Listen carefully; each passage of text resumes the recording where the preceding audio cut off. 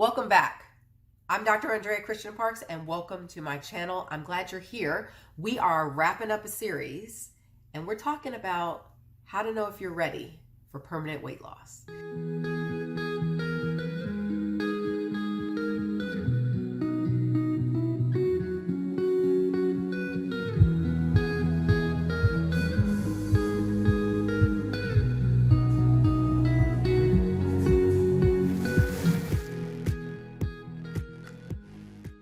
So let me say, if you haven't seen the earlier videos, please go back, catch up, watch them all, binge them, whatever you want to do. But this week, I want to talk about a bigger reason. And it's, this is a good one. This is a good one. Sometimes we make decisions about things that we're going to do, and we do them.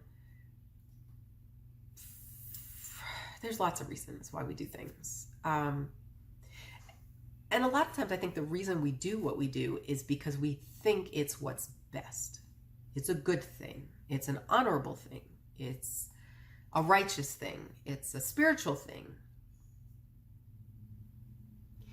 And I will tell you that for me, making the decision to lose weight was a spiritual decision. For me, it was. Now, I'm not telling you to choose my reason. I'm just going to share my reason with you, okay? Whatever your reason is, I want to help you to put it in a framework that works for you, that gives you that fire, that compelling reason to stick to your plan when you're tempted to chuck it and just toss the whole thing because you're tired, you're frustrated, it's not going the way you want, whatever. So before I tell you about that part, please, if you haven't already, go ahead and subscribe. Hit your notifications so you don't miss any videos. And if you're liking what you're seeing, give a thumbs up, make some comments. I'd love to talk to you, just so that other people also can find these videos. Okay. So what was my bigger reason? So for me, I have a very strong faith in the creator of the universe, in God. And I believe that so many of the things that I have done in my life, where I've been, where I'm going, are because of him and his design. And so it was this, I want to call it kind of a revelation for me, where I realized, I had done these different things in my life. I had followed these paths, becoming a physician and getting married and having children, where I was with God through those different things. But for some reason in my mind, the concept of what I was doing with my body and what my weight was divorced from my relationship with God. It wasn't connected.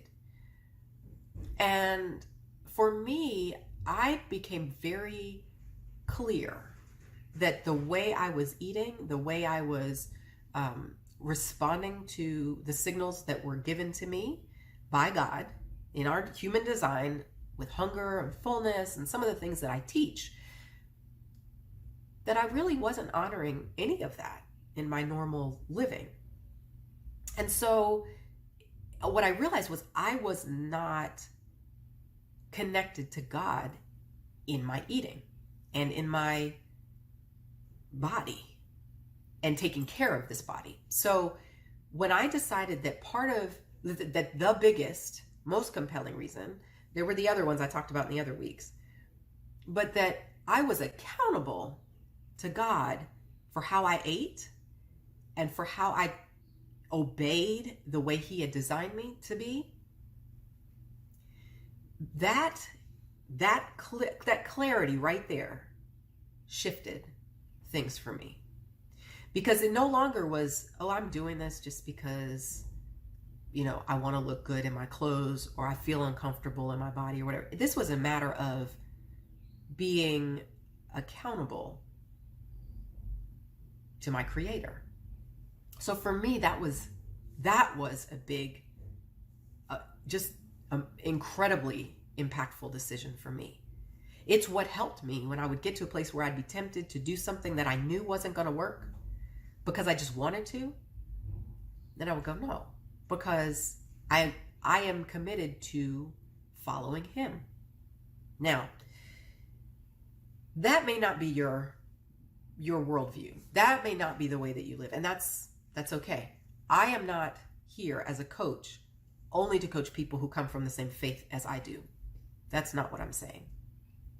I can help anybody from any way that they're coming at this. That was a compelling thing for me. Let me give you another example. And I want to give you a bad example so that you know the difference. And I don't mean bad in a negative way, but in a way that won't necessarily have the same compelling motivation for you. So one of the reasons that some people come up with is, well, I want my kids to be proud of me when they look at me. I want them to look at me in this big body and think, oh, mom doesn't take care of herself, or mom doesn't look like the other moms or something. I want my kids to feel something about me. That's not going to work. Let me tell you why. Because you have zero impact on what your child thinks of you. You can try to influence them. And those of you who have older kids, teenagers, you know exactly what I'm talking about. You can talk to your purple, and you're not going to change their mind necessarily. They will decide what they think and what they feel. So having a motivation that is external to you, trying to get the approval of someone, or I want my husband to stop saying negative things about how I look, or I want him to be proud of me when we go out on a date because of how I look. That's not the kind of motivation I'm talking about. That's not the bigger reason. If you had, on the other hand, a reason that said something like, I want to be the kind of mom who can get on the floor and play with my kids, who can run around and chase them at the playground, who doesn't have knee pain and back pain because of my weight, and I can go up and down the stairs and I can keep up with my kids. I don't feel like I'm 20 years older than I am with these little kids. Or, I mean, you go on vacation with preteens or teenager kids, and they want to go on some excursion, and you're like, I'm not putting on a life jacket, or like I don't want to fit in a kayak or whatever the activity. I don't want to go rock climbing or something, but that's what they want to do. And then you just sit on the side because you don't feel in your body in a way that you can participate. Now, that may never be activities that you would do. I don't care what size your body is. You might just be like, that's just not me. That's okay. You get my point though. That you may decide to change your body so that you can show up in your life the way you want to show up in your life. Period. That is a bigger reason.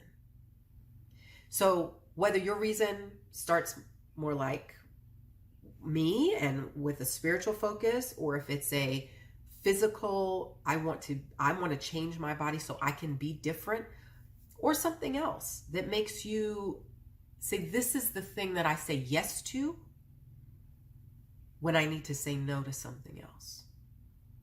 So for me, when I said no to eating off my plan, or off my, eating just random snacks and foolishness because I just saw it and wanted it, I would say no to it because I was saying yes to honoring God. Or I'd say no to it because I was saying yes to becoming the mom in the body that I wanted to be in, to show up the way I wanted to show up in my own life. So I want you to think about that and decide, are you there? Is that where you're at? Do you have that sort of compelling, powerful, bigger reason?